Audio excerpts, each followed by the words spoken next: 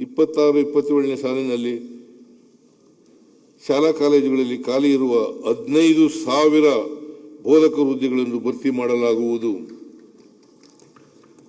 ವಿದ್ಯಾರ್ಥಿಗಳಲ್ಲಿ ಒತ್ತಡ ನಿವಾರಿಸಿ ಮಾನಸಿಕ ಆರೋಗ್ಯವನ್ನು ಸುಧಾರಿಸಲು 204 BRC ಕೇಂದ್ರಗಳಲ್ಲಿ ಪ್ರತಿ ಕೇಂದ್ರಕ್ಕೆ ಒಬ್ಬರು ಅರ್ಹ ಮಾನಸಿಕ ಆರೋಗ್ಯ ಸಲಹೆಗಾರರನ್ನು ನೇಮಿಸಲಾಗುವುದು.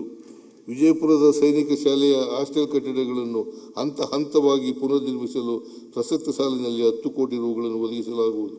ಹೆಚ್ಚುತ್ತಿರುವ ಮೊಬೈಲ್ ಬಳಕೆಯಿಂದ ಮಕ್ಕಳ ಮೇಲೆ ಬೀರುವ ಅಡ್ಡ ಪರಿಣಾಮಗಳನ್ನು ತಡೆಗಟ್ಟುವ ಉದ್ದೇಶದಿಂದ 16 ವರ್ಷದೊಳಗಿನ ಮಕ್ಕಳಿಗೆ ಸಾಮಾಜಿಕ ಜಾಲತಾಣದ ಬಳಕೆಯನ್ನು ನಿಷೇಧಿಸಲಾಗುವುದು.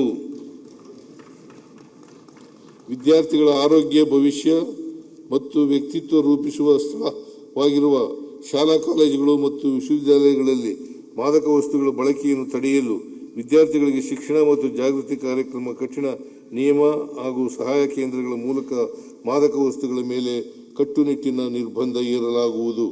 ಉನ್ನತ ಶಿಕ್ಷಣ, ಸರ್ಕಾರಿ ಪ್ರಥಮ ದರ್ಜೆ ಕಾಲೇಜುಗಳು ಮತ್ತು ಪಾಲಿಟೆಕ್ನಿಕ್ಗಳ ಬಲವರ್ಧನೆ, ಉತ್ಕೃಷ್ಟತಾ ಕೇಂದ್ರಗಳ ಸ್ಥಾಪನೆ ಹಾಗೂ ಸಂಶೋಧನಾ ಸಾಮರ್ಥ್ಯ ಹೆಚ್ಚಿಸುವ ಸಲುವಾಗಿ ADB ನೆರವಿನೊಂದಿಗೆ 2,500 ಕೋಟಿ ರು ವೆಚ್ಚದಲ್ಲಿ ಕರ್ನಾಟಕ ಉನ್ನತ ಶಿಕ್ಷಣ ಪರಿವರ್ತನೆ ಯೋಜನೆಯನ್ನು ಅನುಷ್ಠಾನಗೊಳಿಸಲಾಗುತ್ತಿದೆ. ಈ ಯೋಜನೆಯಡಿ 40 ಸರ್ಕಾರಿ ಪ್ರಥಮ ದರ್ಜೆ ಕಾಲೇಜುಗಳು ಮತ್ತು 11 ಪಾಲಿಟೆಕ್ನಿಕ್ಗಳನ್ನು ಮಾದರಿ ಸಂಸ್ಥೆಗಳನ್ನಾಗಿ ಅಭಿವೃದ್ಧಿಗೊಳಿಸಲಾಗುತ್ತಿದೆ. ವಿದ್ಯಾರ್ಥಿಗಳಲ್ಲಿ ಉತ್ತಮ ಉದ್ಯಮಶೀಲತೆ ಮತ್ತು ಸ್ಟಾರ್ಟ್ ಅಪ್ ಸಂಸ್ಕೃತಿಯನ್ನು ಪ್ರೋತ್ಸಾಹಿಸಲು ADB ನೆರವಿನೊಂದಿಗೆ 9 ಉತ್ಕೃಷ್ಟತಾ ಕೇಂದ್ರಗಳನ್ನು ಸ್ಥಾಪಿಸಲಾಗುವುದು.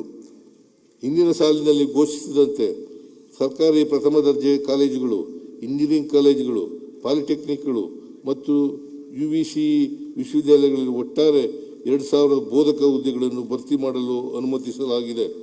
ಸದರಿ ನೇಮಕಾತಿ ಪ್ರಕ್ರಿಯೆಯನ್ನು ಶೀಘ್ರದಲ್ಲಿ ಪೂರ್ಣಗೊಳಿಸಲಾಗುವುದು. ಮುಂದುವರೆದು ಸಾರ್ವಜನಿಕ ವಿಶ್ವವಿದ್ಯಾಲಯಗಳಲ್ಲಿ 1,000 ಬೋಧಕ ಹುದ್ದೆಗಳನ್ನು ತರ್ಕಬದ್ಧಗೊಳಿಸಿ ಹಂತ ಹಂತವಾಗಿ ಭರ್ತಿ ಮಾಡಲಾಗುವುದು. 50%ಕ್ಕಿಂತ ಹೆಚ್ಚು ವಿದ್ಯಾರ್ಥಿನಿಯರು ವ್ಯಾಸಂಗ ಮಾಡುತ್ತಿರುವ 25 ಸರ್ಕಾರಿ ಪದವಿ ಕಾಲೇಜು, 3 ಪಾಲಿಟೆಕ್ ಹಾಗೂ 3 ಇಂಜಿನಿಯರಿಂಗ್ ಕಾಲೇಜುಗಳಲ್ಲಿ ತಲಾ 1 ಕೋಟಿ ರುಗಳಂತೆ ಒಟ್ಟು 31 ಕೋಟಿ ರುಗಳ ವೆಚ್ಚದಲ್ಲಿ ವಿದ್ಯಾರ್ಥಿನಿಯರಿಗೆ ಅವಶ್ಯವಿರುವ ಮೂಲ ಸೌಲಭ್ಯಗಳನ್ನು ಒದಗಿಸಲಾಗುವುದು. 1,000ಕ್ಕಿಂತ ಹೆಚ್ಚು ವಿದ್ಯಾರ್ಥಿಗಳು ವ್ಯಾಸಂಗ ಮಾಡುತ್ತಿರುವ ಒಟ್ಟು 50 ಸರ್ಕಾರಿ ಪ್ರಥಮ ದರ್ಜೆ ಕಾಲೇಜುಗಳು ಅಗತ್ಯವಿರುವ ಪೀಠೋಪಕರಣಗಳು ಹಾಗೂ ಕಟ್ಟಡಗಳ ದುರಸ್ತಿ, ನವೀಕರಣ ಕಾಮಗಾರಿಗಳನ್ನು 100 ಕೋಟಿ ರುಗಳ ವೆಚ್ಚದಲ್ಲಿ ಮುಂದಿನ 3 ವರ್ಷಗಳಲ್ಲಿ ಕೈಗೊಳ್ಳಲಾಗುವುದು.